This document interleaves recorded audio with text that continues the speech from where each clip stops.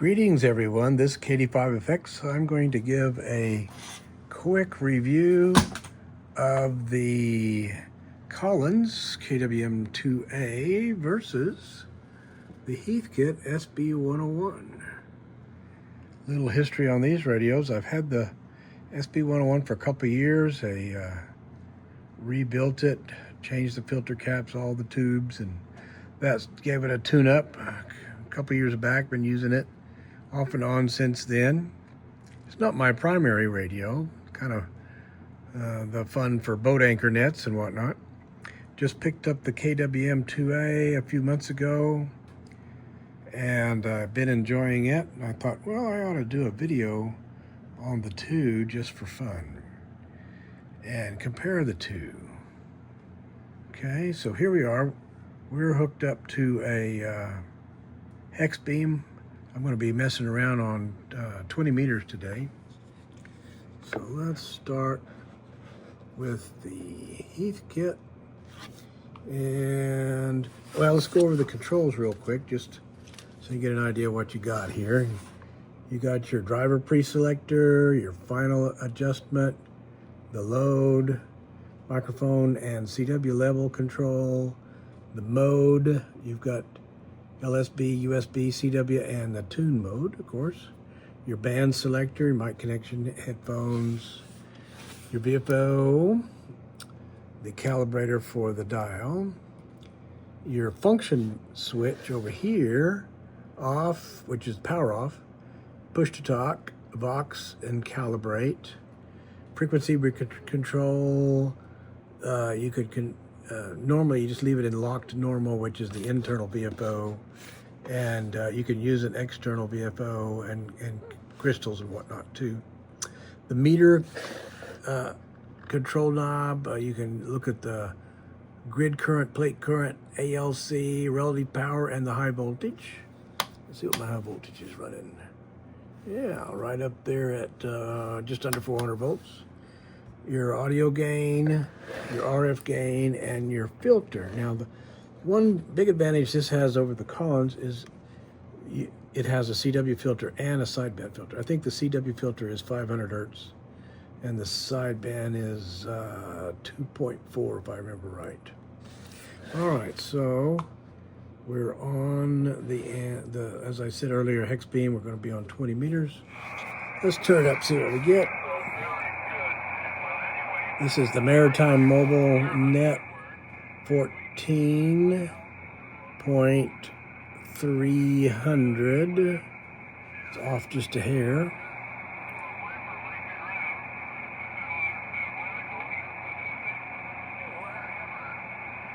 Kind of weak. You usually have to use the pre-selector to just maximum noise usually. Sometimes adjusting the RF gain, turning it down will help.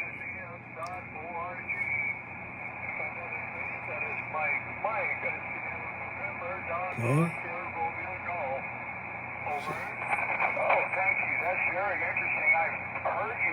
So there's the net going on. Let's see what else we can find real quick. There was some POTA operation just above that. That's one thing I always remember about Idaho is the clean water. Yeah, and we are almost absolutely on the very top end of the wall.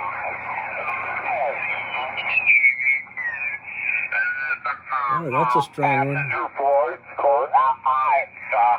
They used them in Vietnam on several different types. Okay, are you seeing that? There's quite a bit of hysteresis in the knob. I can move the knob that much back and forth and nothing happens. They did all kind of stuff with that airplane. Over. There's probably an adjustment for that, but I haven't found it yet. When something gets coming out, the late 50s, I think, it gets getting popular, and So to know what frequency you're on, you of course flip it over to calibrate, run it to one of the even 100 kilohertz frequencies, and listen for the carrier. Okay, right about there. Calibrate the knob. And double check it here. Yep, that's good. Then take it off of that.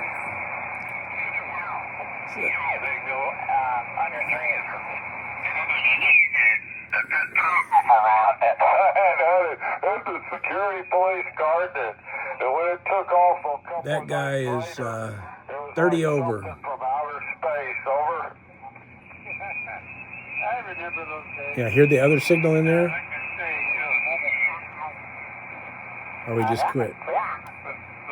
I was going to...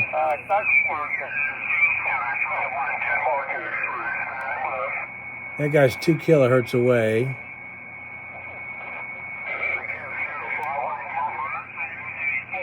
Here he is. If you get one of these computers. And that guy is a good solid 3 kilohertz wide. Just to give you a comparison. 1, 2, and there he is, 3. So, not the greatest filter.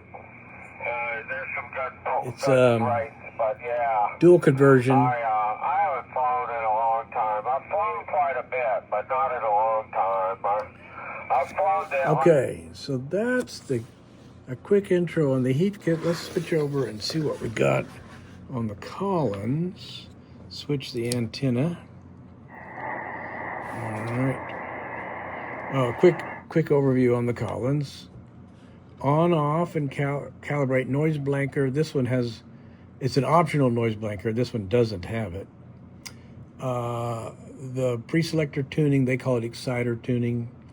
Your mic gain, band control. Now, the one nice thing, advantage of this 2A, the KWM-2A, is you've got a bank of all your normal ham frequencies here, and then you've got a second bank, and there's a whole nother set of crystals you can use to come up with other bands. And I have added 17 meters, 12 meters, and the bottom end of 10 meters into this, plus over here about right around 10 megahertz, the 30 meter band. And this one was in it, I'm not sure why. It's 5.3 to 5.5 megahertz. So you can add the work bands to this rig if you want to. Let's see, it does also tune WWV on 15 megahertz. You can't tune WWV on the SB-101. But the stock 10 meter crystal is 28.5 to 28.7. And so you don't get the 28.3 to 5, which is the most popular part of 10 meters now. So that's why I added this other crystal that lets me tune 28.3 to 28.5. Okay, so fit the rest of the crystals. The PA tuning, load control, audio gain, RF gain, a mode, CW, USB, LSB. Now this one does not have a CW filter, so you're using your sideband filter to listen to CW. Tune, and then a lock, which is like a tune. It's low power tune and high power tune is basically what it is.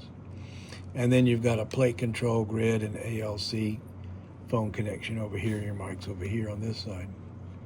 Okay, they're basically the same size, as you can see. Physically, they're pretty much the same size. Now, I ought to talk a little bit about the external. This one has the external speaker. The power supply is actually mounted to the back of the radio. Can you see it back there? It sticks off the back of the radio. And on the Heathkit, the power supply is built into the speaker. So it has a HP23 power supply built in. Okay, back to here. Let's tune it up. So let's go. Oh, that's the other one disadvantage of the KWM is it only tunes 200 kilohertz, while the Heathkit will tune a full 500 kilohertz. So most bands are except for 10 meters, are 500 kilohertz or less. With the KWM, it only tunes 200. So, for instance, on 20 meters, it takes 2 crystal settings, or 2 band selection settings, which are using different crystals, to tune the whole 20 meter band. Same thing for 40 meters, and 80 meters takes 3. And let's see, 15 meters takes 3. And of course 10 meters is way more than that, just depending on what you got. Right now I've just got 28.3 to 28.7 in it, because that's where the most popular part of the sideband is. Okay, so we're back on. Oh, let's do a calibrate like we did on the Heathkit.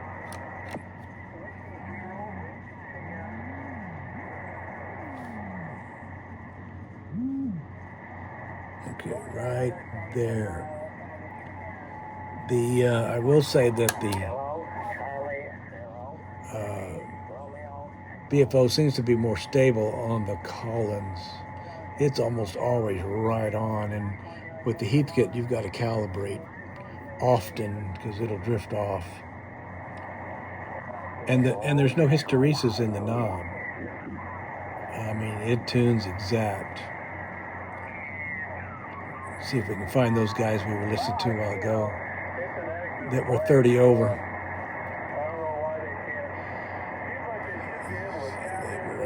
They were up above 110, it looks like. Or that's really 310. Because we're on 14.2 plus 100 is 300, so 310. Okay, here we go. The filtering is better on the Collins. See, that guy's S9, 10 over, 1, 2, and by the time I go 3 kilohertz, he's gone. There's somebody else there. But in the Heathkit, if you go 3 kilohertz, you could still hear a strong signal. See if we can find a really strong somebody. Really loud.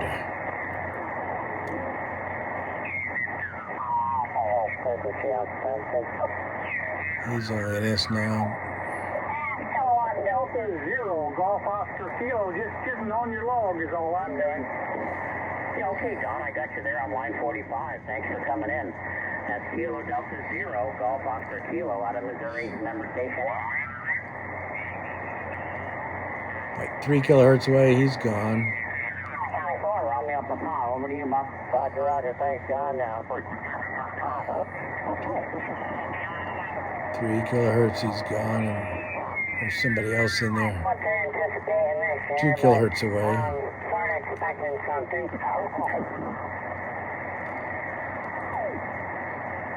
Okay, and there's the top of the band right there.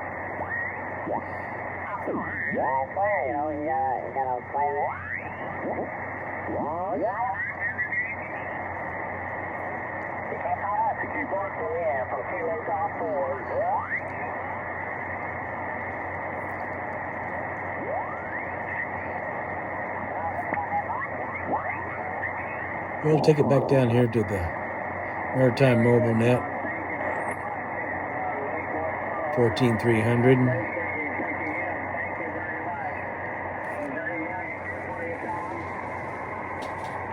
No, just here for the count. Thank you. 73.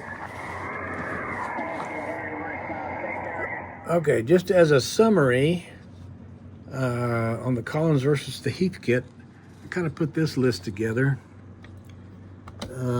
The Collins has better selectivity. The VFO is better, less hysteresis. A minus is it only covers 200 kilohertz. A plus side is you got WWV, and a minus is no CW. I forgot to add on there. Oh yeah, there it is. You can add the work bands, so that's a plus. So there's 4 pluses, 2 minuses. The Heathkit selectivity is not as good. It's not terrible, but it's not as good. Hysteresis in the VFO, which might just be an adjustment in this one. On the plus side, you can tune 500 kilohertz, but you can't add the work bands, at least not very easy. Doesn't have WWV on it at all. I like to have that just to calibrate and check the clocks and whatnot around the house. And the other plus side, it has a CW filter. So in my book, the Collins comes in a little better. I think Collins is more quality made because, you know, it was made at the factory, the Collins factory. It doesn't get better than that.